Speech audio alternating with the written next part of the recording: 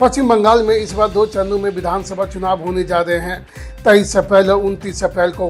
23 अप्रैल को 152 सीटों पे वोटिंग होगी, वहीं 29 अप्रैल को 142 सीटों पे वोटिंग होगी।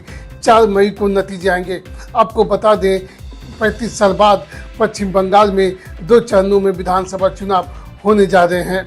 इससे पहले 1991 का विधानसभा चुनाव 2 चरणों में संपन्न किया गया था।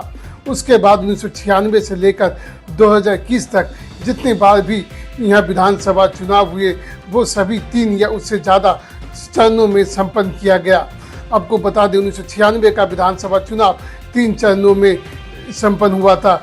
वहीं 2001 का विधानसभा चुनाव 8 चरणों में, 2006 का 5 चरणों में, 2011 और 16 का 6 चरणों में, और वहीं 2021 का चुनाव 8 चरणों में संपन्न हुआ था।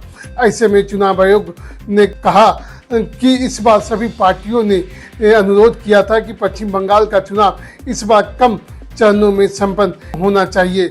वहीं बीजेपी ने भी चुनाव आयोग से कहा था इस बार का विधानसभा चुनाव 1 से 3 चरणों में होना चाहिए।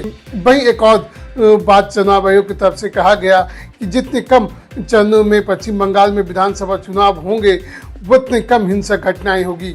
हमने हमेशा देखा है जब भी पश्चिम बंगाल में विधानसभा चुनाव हुए तो हिंसक घटनाओं की खबरें हमेशा बनी रहती थी, लेकिन इस बार चुनाव आयोग ने हिंसक घटनाएं को रोकने के लिए 2 चरणों में विधानसभा चुनाव कराए जा रहे हैं। वहीं अब ये देखना होगा कि 2 चरणों में जो विधानसभा चुनाव हो रहे इसका फायदा किस पार्टी को होगा। 2021 में जब 8 चरणों में विधानसभा चुनाव हो रहे थे तब ममता बनर्जी ने काफ़ी विरोध किया था, लेकिन चुनाव के जब नतीजे आए तो टीएमसी को फायदा हुआ। लेकिन इस बार ममता बनर्जी के लिए चुनौती बड़ी दिख रही है, क्योंकि बीजेपी के पास प्रधानमंत्री मोदी से लेकर योगी आदित्यनाथ जैसे बड़े स्टार प्रचारक हैं जो सभी विधानसभा चुनावों को कवर कर सकते हैं। वहीं टीएमसी के पास सिर्फ ममता बनर्जी के अलावा कोई और बड़ा स्टार प्रचारक नहीं है, जिस वजह से ममता बनर्जी को सभी विधानसभा चुनाव में जाकर कवर करना थोड़ा सा मुश्किल होता हुआ दिख रहा है।